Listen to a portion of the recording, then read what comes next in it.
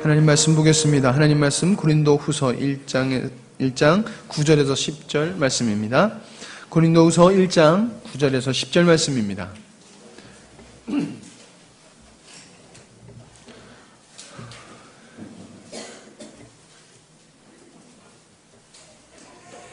고린도후서 1장 9절에서 10절 말씀, 제가 가지고 있는 성경으로는 신약성경 287페이지쯤 됩니다. 다 찾으신 줄 알고 제가 읽도록 하겠습니다. 우리는 우리 자신이 사형 선고를 받은 줄 알았으니 이는 우리로 자기를 의지하지 말고 오직 죽은 자를 다시 살리시는 하나님만 의지하게 하심이라. 그가 이같이 큰 사망에서 우리를 건지셨고 또 건지실 것이며 이후에도 건지시기를 그에게 바라노라. 아멘. 그런 제목으로 은혜를 입었습니다. 오늘은 고난의 이유, 이런 제목으로 말씀을 나누려고 합니다. 히브리서 11장에 구약의 성도들의 삶을 기록해 놓고 있는데 그들의 삶은 하나님을 믿는 믿음의 삶이었다라고 얘기를 하고 있습니다. 그러나 그의 삶을 달리 표현한다라고 하면은 하나님과 함께하는 삶이었다, 이렇게 표현할 수가 있습니다. 그 결과 그들은 세상으로부터 미움을 받고 박해와 멸시와 천대를 받고 죽임을 당하기까지 했지만은 성경에서는 명확하게 얘기하고 있는 것이 세상이 그들을 이기지 못하는 자였다라고 말씀을 하고 있습니다. 믿음의 결과는 만사형통이 결코 아닙니다. 만약에 여러분들이 하나님을 믿는 믿음의 결과가 만사형통을 기대한다라고 하면은 오해하고 계시는 것입니다. 우리는 만사형통이 아니라 어떠한 환경에서든지 자족하며 만족하고 항상 기뻐하고 범사에 감사하며 다른 사람을 사랑하고 축복할 수 있는, 그리고 하늘의 소망을 가지고 살아가는, 그러면서 열심히 이웃을 사랑하는 그런 삶인 것입니다. 이 서울에 우리 집사님 한 분이 참 이렇게 만나면은 늘 불만이 많았어요. 남편에 대해서도 불만이 있었고 자식에 대해, 자녀들에 대해서도 불만이 많았어요. 제가 봤을 땐 괜찮은 남편이거든요. 제가 봤을 때는 괜찮은 자녀들이었어요. 근데 그 엄마가 바람은 상당히 인간적이었어요. 그래서 누구보다도 자녀들이 공부도 잘하고 유능하고 좋은 대학 가고, 또 남편도 자기가 원하는 그 이상적인 남편으로서의 삶을 살기를 바랬어요. 근데 그게 안 되니까는 늘 원만 불평이었어요. 근데 저를 만나면서 복음적인 눈이 열리다 보니까 자기가 그 소망하고 바랐던 것이 잘못되었던 것이다, 정욕적이고 탐욕적이었던 것이다, 참 신앙인이 추구했던 것이 아니다, 자기의 불만 불평은 환경에 있는 것이 아니라 자기 욕심의 탐욕에 있었다라고 하는 걸 깨닫는 이후로부터 그분의 입에서는요, 불만 불평이 없었어요. 사라졌어요. 감사하고 희망을 갖고 믿음으로 이렇게 살아가는 모습이 달라졌어요. 지난번에 제가 그러지 않습니까? 우리 목사님의 진맥을 하니까는 진맥을 통해서도 사람의 그 성품이 나타나더라, 그런 말씀을 지난번에 나눴는데, 그 집사님의 얼굴이 달라졌어요. 얼굴이 평안이 있고 혈색이 좋고 아름다운 모습이 보여져요. 확실히 우리가 영적으로 주님의 은혜를 누리고 있으면요, 얼굴도 예뻐지게 돼 있어요. 뭐 생긴 기본형이야 어떻게 되겠습니까마는 모습이 달라져요. 얼굴이 무표정하거나 화난 사람 같거나 긴장하거나 불만 불평에 섞인 그런 모습이 있잖아요. 근데 그런 모습이 사라지면요, 마음의 평안이 있고 행복이 있고 그런 사람의 얼굴은요, 빛이 있고요, 그 아름다움이 나타나요. 그런 모습을 보게 됩니다.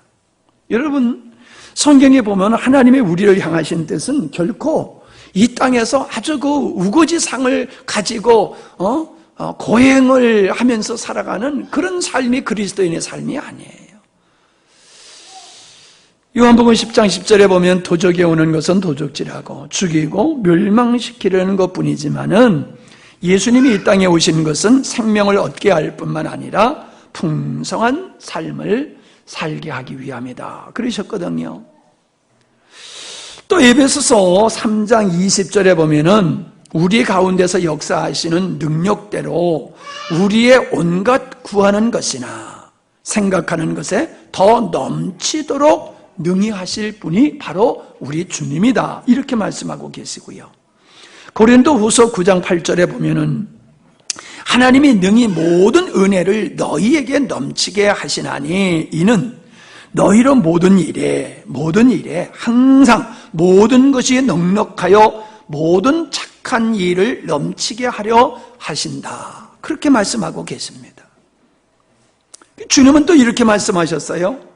지금은 너희가 근심하나 내가 다시 너희를 보리니 너희 마음이 기쁠 것이요 너희의 기쁨을 빼앗을 자가 없다. 할렐루야.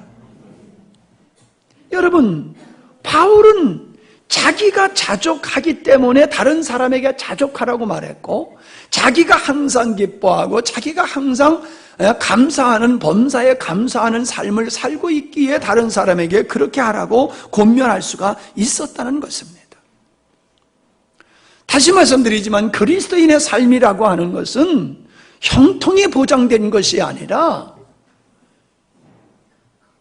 이러한 환경에 묶이지 아니하는 정말로 하늘에 속한 자의 삶을 살아갈 수 있는 것이 성도의 삶이라는 거예요. 근데 우리는 대부분의 그리스도인들은 그런 삶을 못 누리고 있어요. 왜 못 누립니까? 환경 때문이라고 얘기해요. 환경이 어렵기 때문이다. 나를 힘들게 하는 사람이 있기 때문이다. 여러 가지 환경적인 요소를 이유를 대면서 이것들 때문에 내가 그렇게 힘들게 살고 있다. 내가 정말로 주님이 원하는 그런 삶을 살려고 하면 이런 문제들이 해결돼야 된다. 이렇게 생각을 합니다. 아닙니다. 절대로 그렇지 않습니다. 우리의 탐욕과 정욕은 육체를 따라 사는 사람에게 있어서 그 탐욕은 한도 끝도 없습니다. 우리 말 타게 되면은 종 부리고 싶다는 말이 있지 않습니까? 우리 한국의 경제 생활이 우리가 알다시피 세계적인 수준입니다. 우리가 미국 같은 나라에, 호주 같은 나라, 캐나다 같은 나라, 이런 나라에 가서 살기를 희망하듯이 동남아권의 사람들은 대한민국에 와서 살기를, 근로자로 와서 이렇게 지내기를 얼마나 원하는지 몰라요. 우리는 우리의 형편을 자족하지 못합니다. 늘 방송을 보면은 어렵다는 이야기만 나오고 경제가 어렵다는 이야기, 불만 불평의 그 내용들이 매스컴에 항상 도배를 하고 있습니다. 우리가 봤을 때는 떠나고 싶은 나라일지 모르지만은 우리나라에 들어오고 싶어하는 사람들이 더 많다는 겁니다. 그것은 환경 때문이 아닙니다. 지난날에 우리가 보릿고개를 추억하면서 그때가 좋았어라고 말하는 것은 어떤 이유입니까? 지금 방송에는 끊임없이 살인사건, 강도사건, 강간사건, 가족이 가족을 죽이는 이 끔찍한 일들이 자행되고 있는, 이게 왜 그렇습니까? 부족해서가 아니라 인간의 탐욕 때문에 그래요. 인간의 탐욕. 지난번에 보니까는 장모한테 돈 빌려갔다가 그 돈 빌려갔다가 도박해서 없앤 그것이 들통날까봐 장모를 죽여버렸잖아요. 이런 일들이 쉽게 일어나는 이유가 어디 있습니까? 탐욕이에요, 탐욕. 사람은 잘 살게 되면은, 교육을 받으면은 선해질 것 같지만 안 그렇습니다. 교육은 인간의 타락한 그 악한 본성을 바꿔놓지를 못합니다. 좋은 환경이 사람 되게 살게 하는 것 같지만 안 그렇습니다. 돈 많은 사람 보세요. 더 돈을 벌기 위해서 약자의 것을 빼앗지 않습니까? 인간의 탐욕은 환경과 교육을 통해서 개선되어지는 게 아니지요. 우리는 그 이유를 알아야 됩니다. 우리가 컴퓨터를 하다 보면요, 우리가 여러 가지의 사이트에 가입하다 보면은 아이디와 비밀번호를 잊어버릴 때가 있어요. 비밀번호를 쳐야 되는데 이게 맞아야지 이게 열리는데 비밀번호가 안 맞으면요 안 열리잖아요. 그럼 여러분, 틀린 비밀번호를 계속 치는 사람이 어디 있습니까? 비밀번호가 내가 어떤 것인가? 바른 비밀번호를 찾아서, 그래서 그 바른 비밀번호를 입력하게 되면 사이트가 열리잖아요.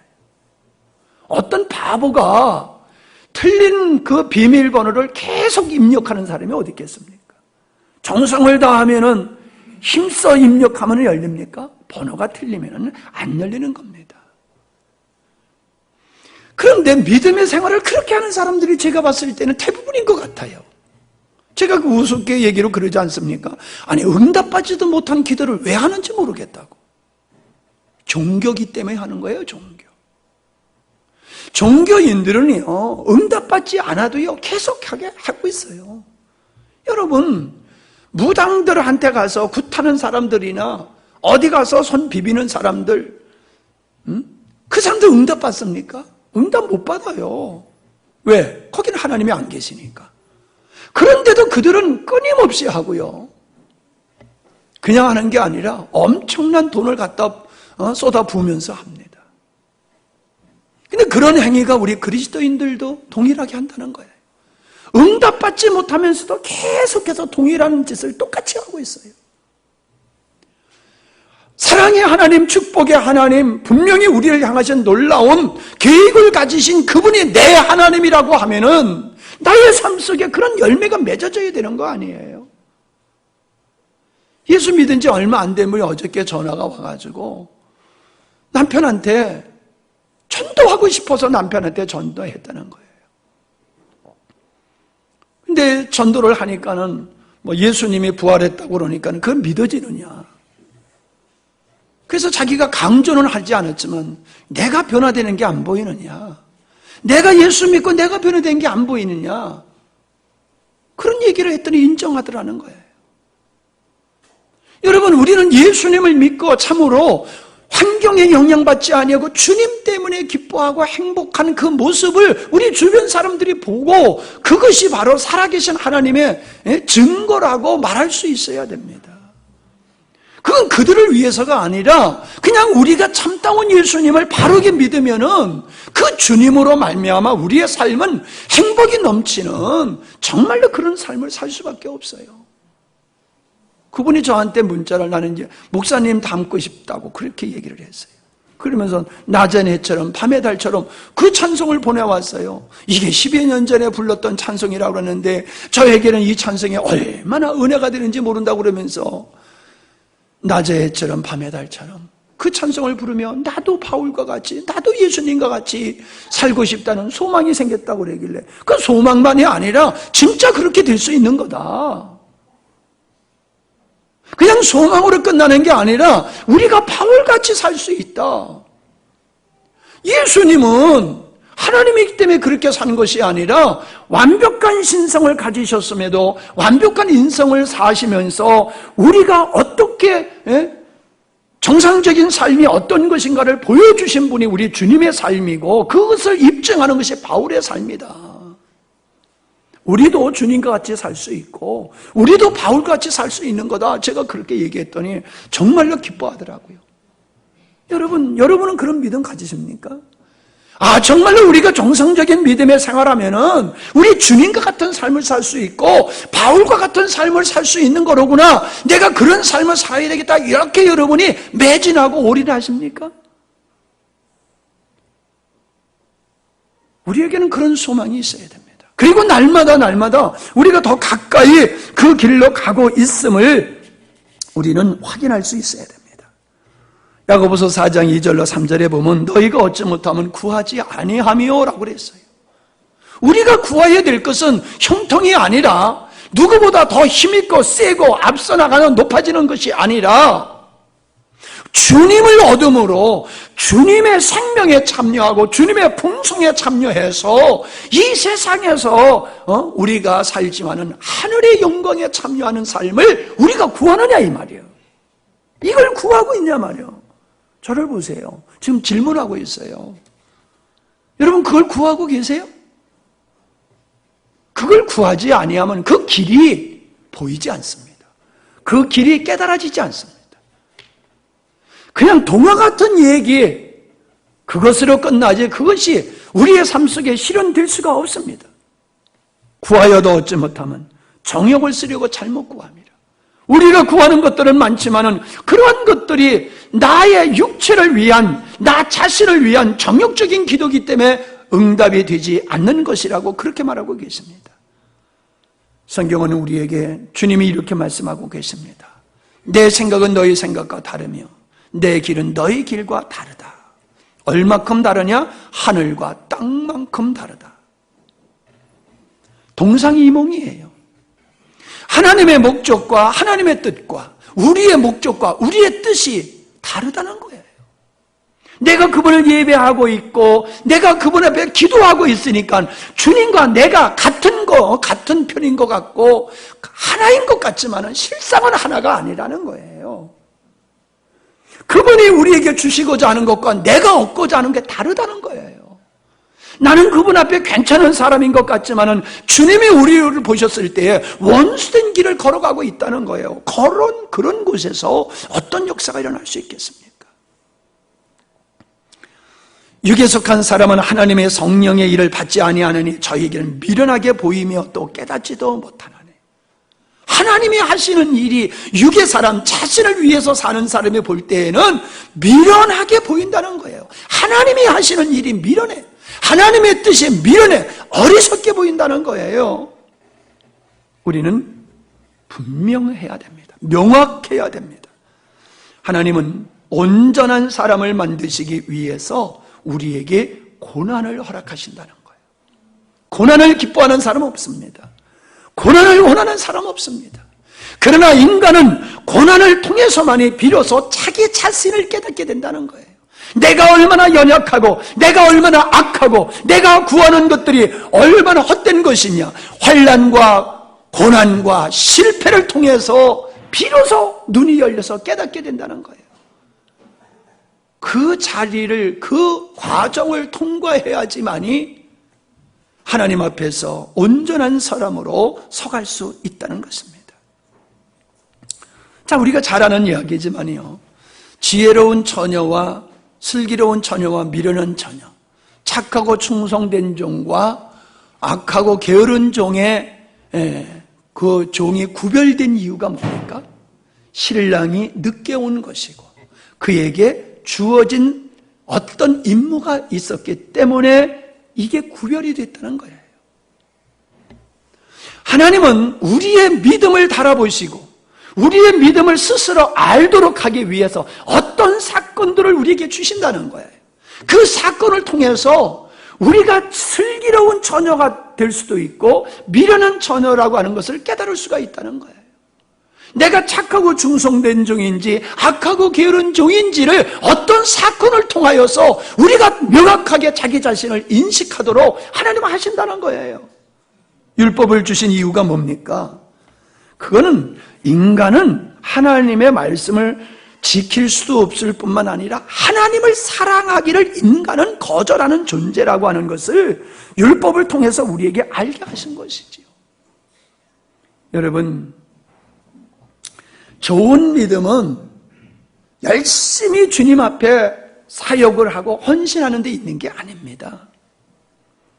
우리는 도리어 하나님 앞에서 나의 정체를, 나의 실제를 깨닫고 절망감 속에 어떠한 수고와 어떠한 노력도 포기하고 오직 주님만 의지하고 주님만 바라보는 것, 그것이 온전한 믿음이고 주님이 원하는 사람이라는 거예요. 주님은 돌들을 통해서도 주님을 찬양하게 할 수 있다고 말씀하셨어요. 주님은 손이 모자라서 우리의 손을 필요로 하는 게 아닙니다. 주님이 우리를 부르시는 목적은 우리를 일꾼 삼으시려고 부르신 것이 아니라 하나님을 사랑하고 하나님께 순종하고 하나님을 신뢰하는 자로 만드시기 위함이라는 거예요. 순종과 복종은 다릅니다. 순종은 사랑하기 때문에 자발적으로 하는 것이에요. 이게 복음적인 거지요. 순종하는 삶 속에는 하나님의 역사를 볼 수가 있어요. 그러나 복종하는 사람, 율법적으로 사명이다, 의무다 이런 측면에서 하나님의 말씀을 순종하면요, 부자 청년과 같이 열심히 하지만은 그 마음속에 평안과 기쁨, 하나님의 나라가 이루어지지 않습니다. 하나님은 우리의 실상을 보게 하시려고 불가마를 우리에게 허락하신다는 거예요. 그걸 통해서 나 자신을 직시해야 되는데 이 무거운 짐을 벗겨달라고 기도하니 주님이 원하시는 뜻이 어떻게 이루어지겠냐는 거예요. 우리가 잘 아는 이야기지만은 아브라함이 하나님의 언약을 받은 후에 그 언약이 이루어지기까지는 25년이라는 세월이 흘러야 했습니다. 왜 25년의 세월이 필요했습니까? 아브라함이 자기를 깨닫고 하나님은 하나님의 일을 하나님 스스로 하나님의 능력으로 하신다는 것을 깨닫게 하기 위함이었습니다. 그렇기 때문에 그 믿음의 자리에 섰을 때에 이삭을 주셨고 이삭을 바치라고 할 수 있었고 아브라함은 순종할 수가 있었던 거예요. 아브라함을 믿음의 조상이라고 말하는 것은 바로 그런 것입니다. 하나님은 아브라함을 믿음의 조상 모델로 삼기 위해서 시작으로 삼기 위해서 25년 동안을 그렇게 훈련하셨어요. 오늘도 마찬가지입니다.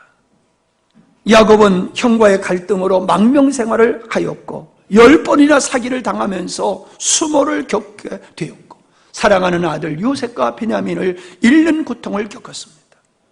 그가 그의 삶을 돌아봤을 때에 나는 나그네의 삶이다, 험악한 세월을 보냈다고 말하고 있습니다. 왜요?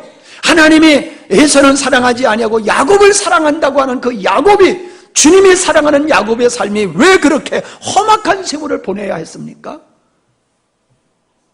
자기만을 사랑하는 그가 이제는 자기를 포기하고 바로까지 축복할 수 있는 영적인 그리스도인을 만들기 위해서 하나님은 그러한 험악한 세월을 그에게 허락하셨던 거예요. 요셉이 노예로서 죄인으로서 12년을 보낼 수 있었던 것도 마찬가지입니다. 모세가 광야에서 40년을 양을 치는 목동의 생활로 전락한 그 삶은 희망이 사라져버리고 그냥 하루하루 그냥 양치면서 연명하는 삶을 살게 하신 이유가 어디 있었습니까? 자기 배경을 가지고 힘을 가지고 하나님의 일을 하겠다고 하는 사람은 하나님은 쓰지를 않는다는 거예요. 자기를 완전히 부정한 사람을 도리어 우리 하나님이 쓰신다는 거예요. 그래서 40년을 그에게 광야 생활을 허락하셨다는 거지. 이스라엘 백성들을 광야의 생활로 왜 들어가게 하셨습니까? 광야에서는 하나님만 의지해야 돼요. 하나님의 은혜가 없으면 살 수 없어요. 그걸 배우게 하기 위해서요. 그거 한 가지. 인생은 자기 스스로 살 수 있는 게 아니야. 하나님의 능력으로만 살 수 있는 거야. 그거 배우게 하려고 광야에 보냈는데 그거 못 배웠잖아요. 그거 깨닫지 못했잖아요. 그래서 그들은 광야에서 죽임을 당했어요. 다윗이 사무엘을 통해서 왕의 기름을 받았다고 해서 금방 왕위에 오른 것이 아닙니다. 도리어 그는 왕의 기름을 받은 그것 때문에 그는 사울에게 미움을 당하고 짐승의 그 사냥꾼을 피해서 도망하듯이 망명생활을 했고 미친 척해야 살 수밖에 없는 그런 수모와 고난을 겪지 않았습니까? 그가 헤브론에서 유다 지파의 왕으로 추대되었지만 이스라엘 12지파의 왕이 되기까지는 7년이라는 세월이 또 흘러야 됐습니다. 왜 하나님은 그를 왕으로 기름 부으시고도 이처럼 많은 세월과 많은 고난을 겪게 하셨습니까? 하나님의 참다운 사람, 오직 하나님만 의지를 할 수 있는 그 왕으로 만들기 위함이었어요. 하나님의 목적은 그렇단 말이에요. 우리가 원하는 것은 형통이지만 하나님은 아니에요. 하나님만 사랑하고 하나님만 의뢰하고 하나님께 온전히 순종하는 자를 만드시는 거예요. 그래서 다윗이 그 많은 고난을 통해서 뭘 깨달았느냐 하면은 나는 모태로부터 패역한 자라. 나는 엄마 뱃속에서부터 나는 패역한 존재다. 그걸 깨달았어요. 저를 보세요. 여러분 그런 마음이 있습니까? 여러분 모태서부터 여러분 패역한 존재이기에 하나님의 은혜가 아니면 안 되는 존재로 여러분 자신을 인식하고 계십니까? 그게 다윗이 자기를 주 안에서 발견한 모습이에요. 근데 우리는 그런 고백이 아직 나오지를 않아요.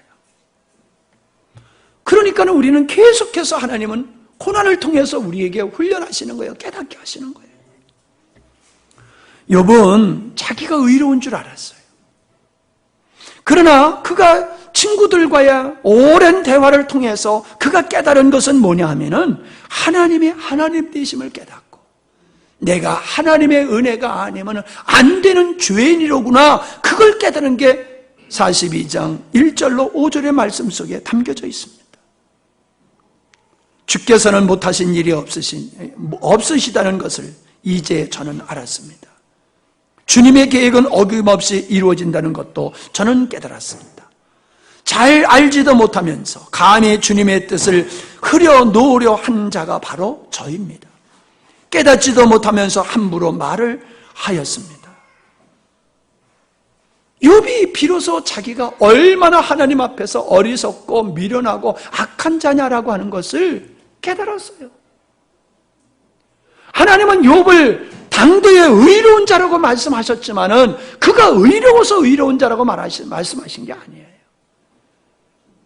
그 의롭다함을 받은 그가 하나님의 성령의 빛비침을 통하여 자기가 얼마나 악한 자인 걸 깨달았다는 거예요. 성경은 믿음의 사람들은 남달리 고난을 경험한 사람들임을 우리에게 보여주고 있습니다. 고난을 통해서 하나님을 알게 하시고 얼마나 인간의 어리석고 가치 없는 존재인가를 알게 하시는 분이 하나님이 하시는 일입니다. 우리가 하나님만 의뢰하고 의존하고 사랑할 수 있을 때가 언제입니까?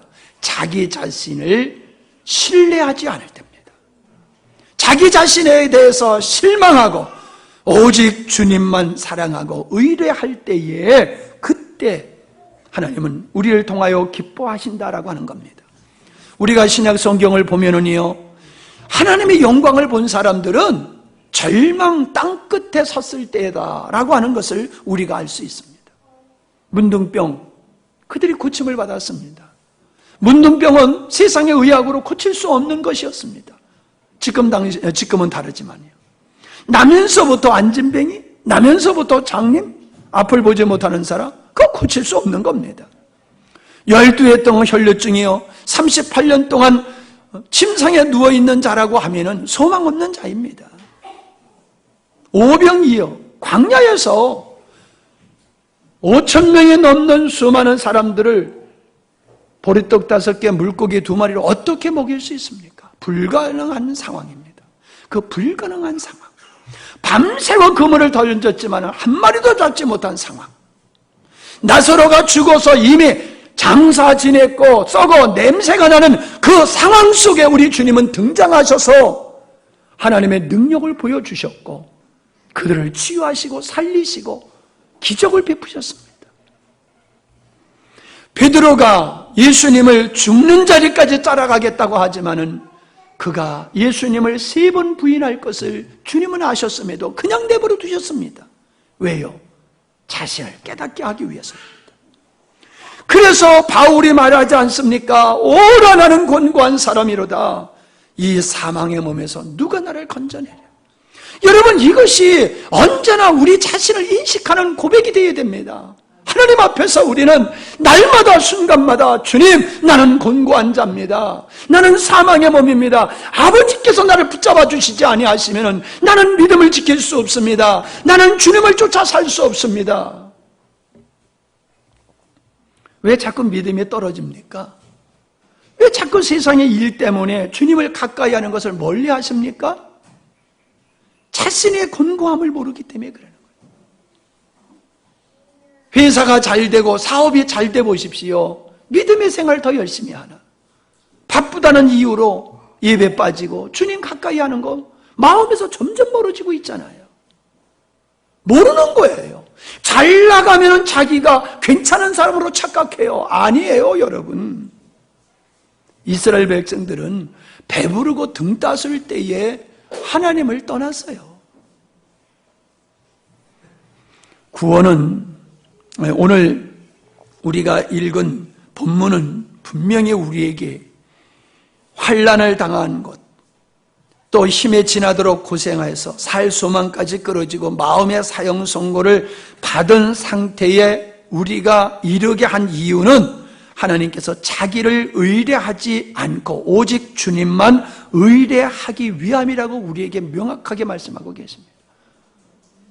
아마 이런 생각을 하실지 몰라요. 그건 너무나도 우리 잘 아는 말씀인데 또 하세요, 그 말씀을? 아주 지겨워요. 이렇게 생각하실 분이 계실지 몰라요. 그러시는 당신께서는 이 말씀을 계속 들어야 돼요. 여러분이 아멘 할 때까지 들으셔야 돼요. 여러분이 하나님의 영광을 보기 위해서는 여러분은 어찌 보면 더 환난을 당해야 되고 더 힘에 지나도록 고생을 받아야 됩니다. 여러분이 나는 사형 선고를 받은 자와 같다라고 하는 그 자리에 여러분은 더 있어야 됩니다. 그리고 여러분이 비로소 여러분의 입에서 여러분을 포기하고 주님만이 나의 희망입니다라고 하는 고백이 나와야 됩니다. 이 고백은 축복입니다. 이 고백이 없는 사람은 주님과 어찌 보면 상관없는 길을 걸어가고 있는 거예요. 자기가 아무리 만족해도 그거는 만족의 삶이 아닙니다. 우리는 자비에 머물러 있지 말고 은혜의 자리로 나가야 됩니다. 구원은 자비로 이루어지는 겁니다. 우리가 아무런 한 일도 없는데 조건 없이 우리 죄를 용서해 주시고 우리를 하나님의 자녀로 삼아 주신 것은 자비요, 자비. 은혜가 뭡니까? 은혜는 그 자비 위에 플러스해서 하나님께서 우리에게 세상을 이기고 하나님의 생명에 참여하여 하늘의 풍성함에 참여하는 삶을 살도록 하신 게 은혜예요. 스티븐 맥베이라고 하는 목사님의 책을 읽어보니까요, 그분이 이 말씀을 이렇게 설명하셨어요. 자기가 차를 몰고 가다가 과속을 해가지고 경찰관한테 이제 단속을 됐을 때에 그 경찰관한테 자기가 그랬대요. 경찰관한테 나에게 자비를 베풀어 주실 수 없습니까? 그렇게 얘기했대요. 그랬더니 그분이 딱 쳐다보더니 그러라고. 그러면서 스티커를 안 끊더래요. 그게 자비라는 거예요. 스티커를 끊어야지 되는, 속도 위반을 했기 때문에 스티커를 끊어야 되는 건데, 우리나라는요, 그냥 스티커 끊어도 벌금만 내면 되는데요, 미국에는 잘못하면요 법원에 출두를 해야 되고 그 주에서 끊기면 거기까지 가야 된대요. 그러니까 이쪽에서 끊기면 저쪽까지 가야 되면 비행기 타고 갔다 와야 되고 아주 한 달 생활비가 다 날아간대요.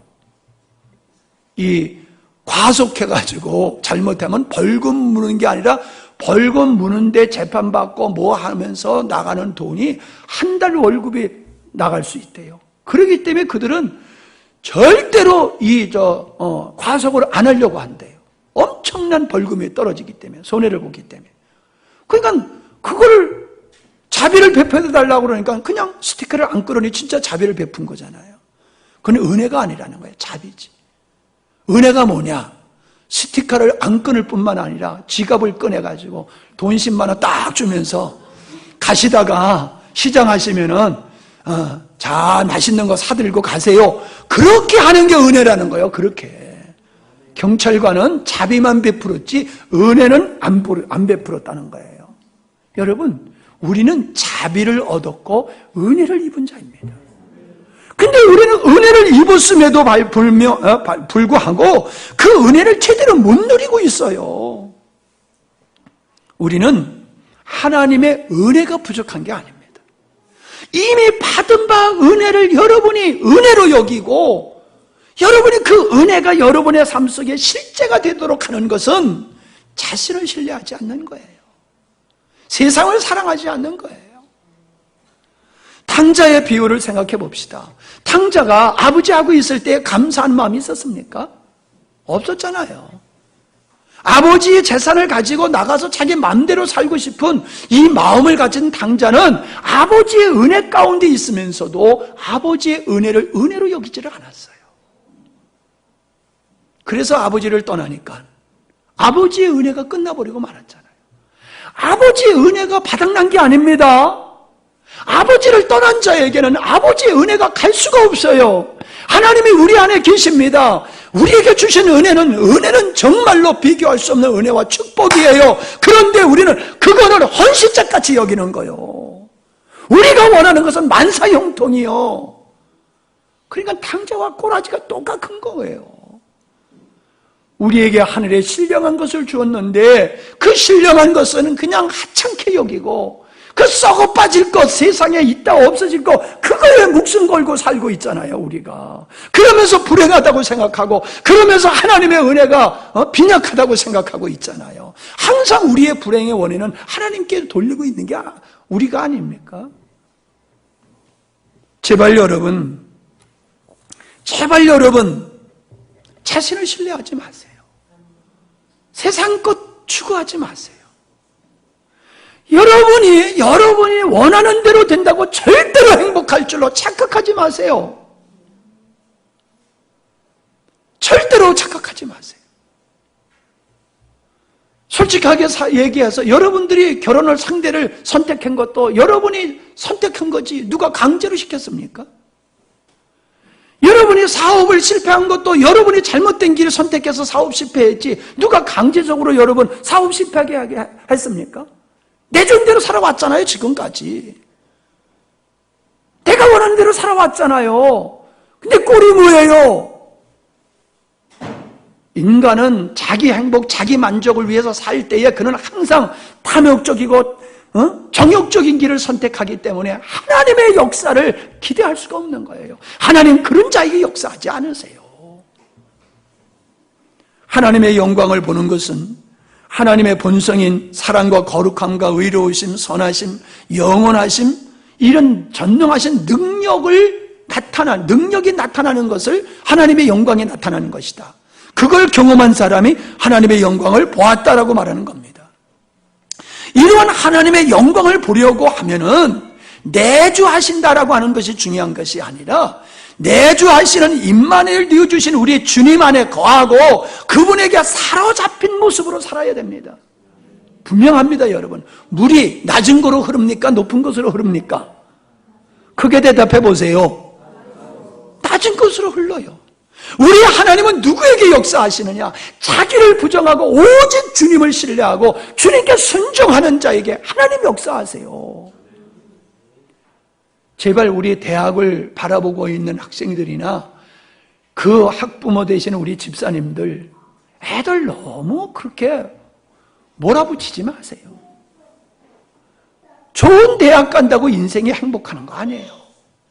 좋은 직장에 갔다고 출세했다고 성공했다고 절대로 행복한 거 아니에요. 왜 그걸 모르십니까, 여러분? 출세한 사람이 왜 자살을 합니까? 왜 그 잘 사는 나라일수록 자살률이 많습니까? 못 사는 나라에서 되려 행복지수가 높다고 그러잖아요. 왜 그래요? 탐욕 때문에 그런 거예요. 아무리 많아도 자족하지 못하는 사람은 행복할 수 없어요. 여러분, 자족할 줄 아는 믿음에 있으면요, 좀 가난하게 살아도 그 사람은 행복하게 살 수 있어요.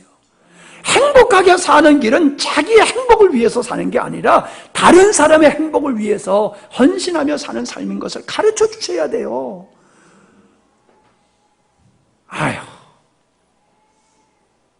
돈돈해서 얼마나 버셨어? 공부해서 서울대도 못 가면서. 뭐 그렇게 그냥 공부해, 그냥. 해봤댔자 거기요. 그냥 대충 하고 살아요. 그렇게 예배도 빠지면서 공부해가지고 뭐 하셨어요? 아이고, 목사님, 그것도 안 해서 봐요. 내가 뭐가 됐을까? 그렇게 생각하지 마세요. 그렇게 생각하지 마세요. 인생의 행복은 그런 데 있는 게 아니에요. 돈이 없으면 조금 불편해요. 불편한 건 사실이에요. 그러나 돈이 없다고 해서 불행한 것은 절대로 아니에요. 전대 계속 말씀하지 않습니까? 이번에도 우리 서울 사역하는데 집사님, 돈 많은 집사님이 오셔서요, 앉아가지고 김밥을 먹으면서 일해요. 김밥. 기도받으러 와가지고 그 기다리는 10분 시간을 김밥 먹으면서 일을 해요. 김밥 먹으면서. 돈이 아무리 많아야 무슨 소용이 있어요. 김밥 먹고 사는 인생. 그것도 김밥 먹으면서 일을 해야 되는 인생. 그게 뭐요, 그게. 우리가 훨씬 나요. 수십억, 수백억 가지고 있는 사람보다는 빚지고 사는 우리가 더 행복해. 우리는 아무 때나 커피 앉아서 커피 마시잖아요. 그분들은 커피 마실 새도 없어. 커피 마실 새도 없어. 얼마나 바쁜지. 누가 행복한 거요? 빚지고 사는 우리가 더 행복한 거야. 제발 좀 깨달았으면 좋겠어. 왜 그렇게들 사는지 몰라. 저 시장통에서 앉은 사람들 다 관절염 걸려가지고 찔뚝찔뚝하고 살잖아. 시장통에서 일하지는 아줌마들 못 놀아요. 못 놀아. 손님들 뺏길까봐. 손님들 뺏길까봐 못 놀다가 결국 얻은 게 뭐예요? 병밖에 얻은 거 없잖아요. 안전뱅이가 돼버렸잖아. 완전히 꼬부랑이가 돼버리고. 아이고, 그 돈 얻어서 뭐 할 거예요? 그렇게 돈 벌어서. 전체 인생들 깝깝하게 살아. 깝깝하게. 왜 인생들 그렇게 사는지 몰라.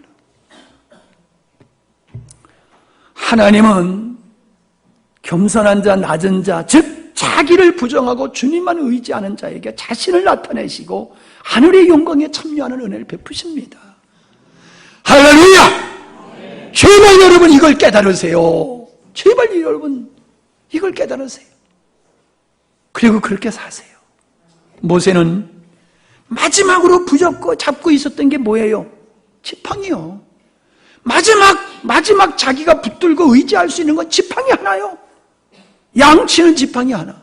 근데 하나님 그건 내려놓으래. 던지래. 던졌더니 그게 뱀이 돼버렸어. 아니 왜 그게 뱀이 돼야 됩니까 꼭? 에? 그걸 던졌을 때 그게 왜 꼭 뱀이 돼야 될 이유가 어디 있어요? 하나님은 그걸 통해서 모세에게 깨닫게 하시는 거예요. 모세야, 네가 마지막으로 의지하고 있는 그 지팡이가 뭔지를 아느냐? 그게 뱀이야.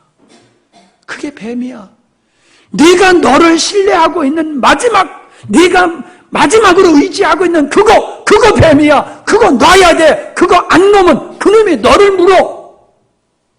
그거 보여주시는 거예요. 하나님 이거만큼은 포기할 수 없어요 라고 하면서 여러분이 부여잡고 있는 그게 지팡이고 그게 뱀이에요. 근데 그 뱀이 됐던 지팡이를 다시 집으니까 다시 지팡이 됐잖아요. 근데 성경에서는 뭐라고 얘기했냐면 그걸 하나님의 지팡이라고 그랬어요. 하나님의 지팡이로 이름이 바뀌어져 버렸어요.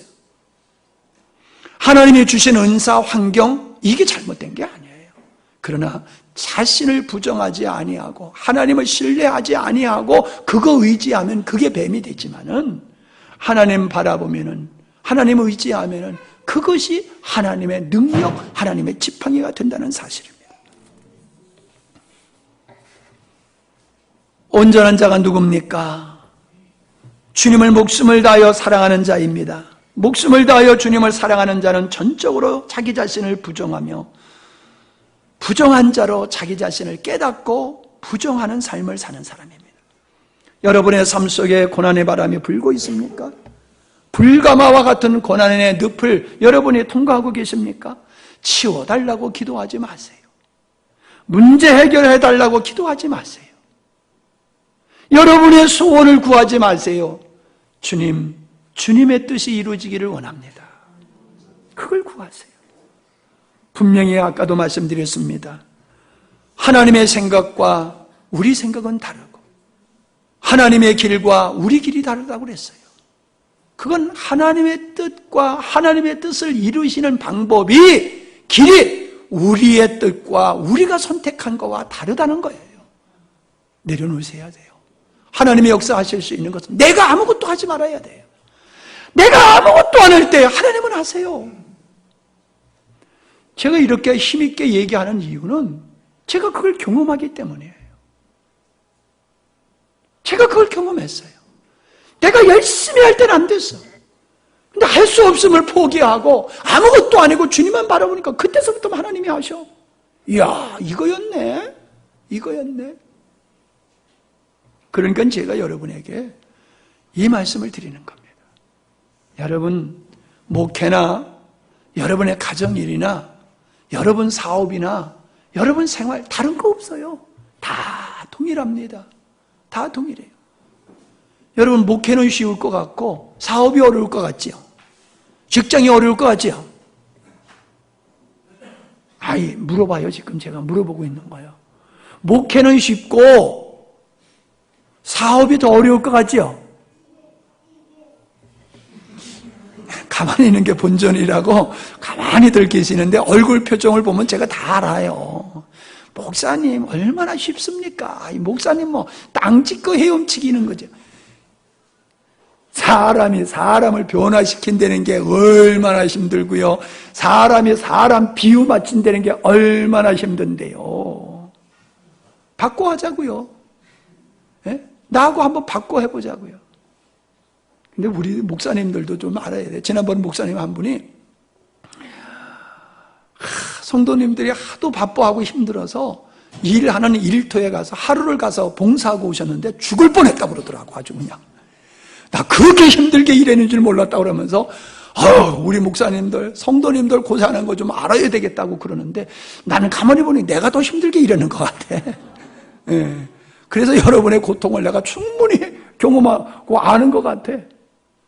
우리 이영화 목사님 목회한다고 그러니까는 서울의 어떤 집사님이 목사님 죄송한 일이지만 그 친구는 꼭 나를 형님같이 생각하기 때문에 아주 말을 제법 그냥 쓸만한 얘기를 해요. 근데 나보고는요, 이영화 목사님을 좀 사회 경험을 좀 시켰으면 좋겠다고.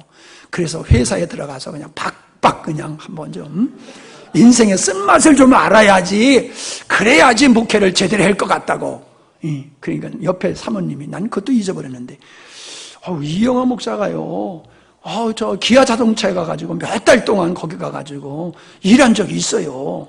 그리고 신문 배달도 어렸을 때 했어요. 그랬더니, 그런 경험을 했느냐고 그러면서 깜짝 놀라더라고요. 자기만 고생한 줄 알더라고.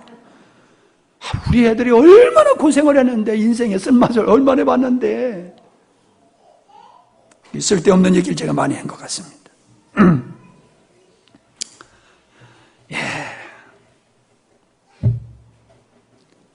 주님을 믿는 자들은 많아요. 그러나 주님으로 사는 사람들은 그렇게 많지는 않는 것 같습니다. 여러분 예수 믿는 거 어렵지 않습니다. 예수 믿는 거 구질구질한 거 아닙니다. 우리가 하나님의 역사하시는 걸 우리 스스로가 맡고 있기 때문에 그래요. 우리가 만들어 놓은 장애물 때문에 하나님의 은혜 속에 들어가서 그 은혜를 누리지 못하기 때문에 우리가 힘든 거지, 절대로 예수 믿는 거 구질구질하게 사는 거 아니고요. 힘든 거 아닙니다. 진짜 신바람 나게 즐겁고 행복하게 예수 믿을 수 있는 것이에요. 아멘 한 사람 정말로 하나님의 축복을 꽃배기로 받으시기 바랍니다. 아니 믿어주세요. 제가 부탁해요. 믿어주세요. 믿어주세요. 예. 황토방 괜찮아요. 믿어주세요. 오늘 제가 예배 끝난 다음에 가서 불을 필 거예요. 지금 바닥은 산삼 먹은 산돼지 고기를 뼈다구를 푹 과가지고 점심에 드릴 건데, 그래서 바닥은 뜨뜻해요. 어저께 사모님 거기서 주무셨어. 그래서 이제 난로를 제가 예배 마치고 와서 난로를 필 거예요. 그래서 하여튼 바쁘신 분들, 저녁에 못 오실 분은 어차피 오셨던 자리에 그 찜질방에 들어가셔서 땀 한 방울 빼고 가라고 내가 문자 다 보냈죠. 예, 믿음 있는 사람은 이제 하실 거고, 뭐 필요 없는 사람은 그냥 가실 테고, 근데 뭐 상관하지는 않아요. 그냥 믿어주시고 참여해 보시라는 거예요. 그럼 야 진짜 좋네, 그 얘기가 나온단 말이에요. 주님을 그래 믿으란 말이에요. 주님을 그렇게 믿으면요, 야 진짜네, 내 힘으로 할 때는 어려워요. 보세요 여러분, 여러분이 수영해서 태평양 건너갈 수 있어요 없어요? 이론적으로는 있어요 없어요? 아니, 계속해서 사람 안 죽는 방법이 있어요. 계속해서 숨 쉬면 돼, 그죠? 근데 숨이 안 쉬어지잖아요. 그러니까 죽는 거잖아요. 수영해서 갈 수 있는 거는, 노를 줘서 갈 수 있는 거는 이론상으로는 가능해요. 계속 수영하면 돼요. 근데 뭐예요? 문제가 뭐예요? 우리에겐 그 능력이 없다는 거예요. 여러분, 우리 인간의 능력으로 그렇게 살 수 있다고 하면 예수님이 필요 없어요. 성령을 보내실 이유가 없어요. 우리를 도우실 이유가 없어요. 우리가 안 되는 걸 그분이 아시기 때문에 우리를 도와주려고, 우리를 만들어주려고 오셨는데, 우리가 그분을 신뢰하면 되는 거예요. 그분을 의지하면 되는 거예요. 근데 안 의지하잖아. 내 힘으로 살라고 들잖아요. 그러니까 예수 믿는 게 힘든 거예요. 가만히만 있으면 돼. 주님께만 맡기면 돼. 안 믿어지니까 아직도 아멘을 안 하고 계신데, 난 이 얘기를 자꾸 할 거예요. 왜? 이 자리에 들지 아니하고는 여러분이 하나님의 영광을 못 봐. 아무리 여러분이 형통하고 여러분이 출세해도 이 자리에 서지 않으면 여러분의 인생의 만족과 기쁨과 행복을 얻을 수가 없어요. 정말로 여러분이 하나님의 영광을 누리는 건 이 길이야. 제가 이 길을 가고 있고 이 길을 제가 경험하고 있기 때문에 여러분은 어떻게 하든지 저는 여러분이 될 때까지 이 설교할 거예요. 될 때까지. 왜? 이게 진짜 여러분에게 필요한 것이고 하나님이 여러분에게 주시려고 하는 것이 이것들이기 때문에 그래요. 기도하겠습니다. 주님이 변화되어야 될 것이 아니라 우리가 변화되어야 됩니다. 우리가 변화되면 하나님은 언제나 역사하시게 되어 있습니다. 흐르는 물을 우리 논으로 들어오게 하는 데 있어서는 물고만 확 열어놓으면 물이 들어옵니다. 여러분이 여러분의 자신을 부인만 하고요, 부정하고 주님만 의뢰하면요, 그러면은 하나님의 은혜는 그냥 막 흘러 들어와요. 그걸 깨닫기 위해서 고난을 주신 거예요. 고난 때문에 걱정하지 마세요. 이제 여러분 결단하세요. 계속해서 여러분이 맞지 않는 비밀번호 가지고 밤새지 마시고 그런 것 같이 살지 마시고 이제 여러분 바꾸세요. 여러분이 바뀌어지면 하나님 역사하세요. 하나님은 언제나 여러분에게 역사하실 수 있는 준비되신 분이에요. 결단하시기 바랍니다. 하나님, 내가 지금까지 이렇게 헤매고 있는 것이 능력이 없어서도 아닙니다. 성실하지 않아서도 아닙니다. 주님, 내가 주님을 신뢰하지 않았기에, 주님께 순종하지 않았기에 주님은 이걸 깨닫게 하시려고 나에게 고난을 주셨고 지금 내가 이 어려움을 겪고 있습니다. 주님, 나의 참다운 모습을 온전히 깨닫고 주님만을 의지하고 주님만을 신뢰하고 주님께 온전히 순종하는 그런 내가 되게 해 주십시오. 간절하게 1분 동안만 합심해서 기도하시겠습니다.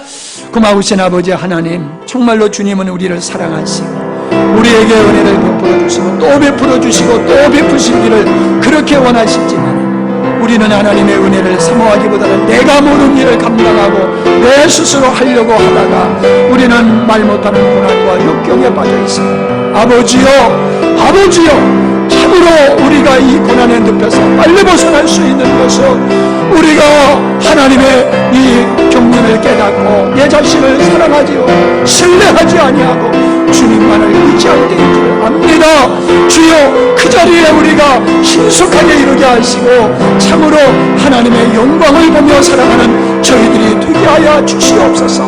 탐욕을 버리게 하여 주시옵소서. 인간의 청명을 버리게 하여 주시옵소서. 나를 사랑함을 버리게 하여 주시옵소서.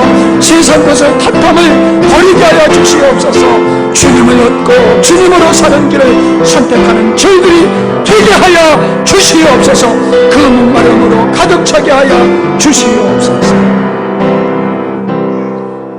진심으로 나를 알고 하나님을 알기를 원하는 사람은 주님께서 알게 하실 것이고, 그래서 더 이상 나를 사랑하거나 신뢰하거나 나 자신의 어떠함으로 살려고 하는 노력을 하지 아니할 것이며, 주님만을 의뢰하고 순종하고 맡기며 따라갈 때에 하나님의 영광을 보고 하나님의 영광에 참여하는 자가 될 수 있음을 믿습니다. 우리가 다 그러한 자가 될 수 있기를 원합니다. 그런 소망을 갖게 하여 주시옵소서. 그런 목마름이 우리 안에서 일어나기를 원합니다. 우리 모두에게서 일어나기를 원합니다. 세상에 안주하지 않게 도와주시고 주님이 원하시는 그 자리로 힘써 달려나가는 우리 모두가 되기를 원합니다. 오늘도 이 예배에 참여하지 못한 많은 분들은 이러한 자기 사랑에 빠져 있기 때문인 줄 압니다. 주님, 이것에서 벗어나게 하시고 주님 사랑함으로 힘있게 달려나오는 저희들이 되게 하여 주시옵소서. 예수님의 이름으로 기도하옵나이다. 아멘.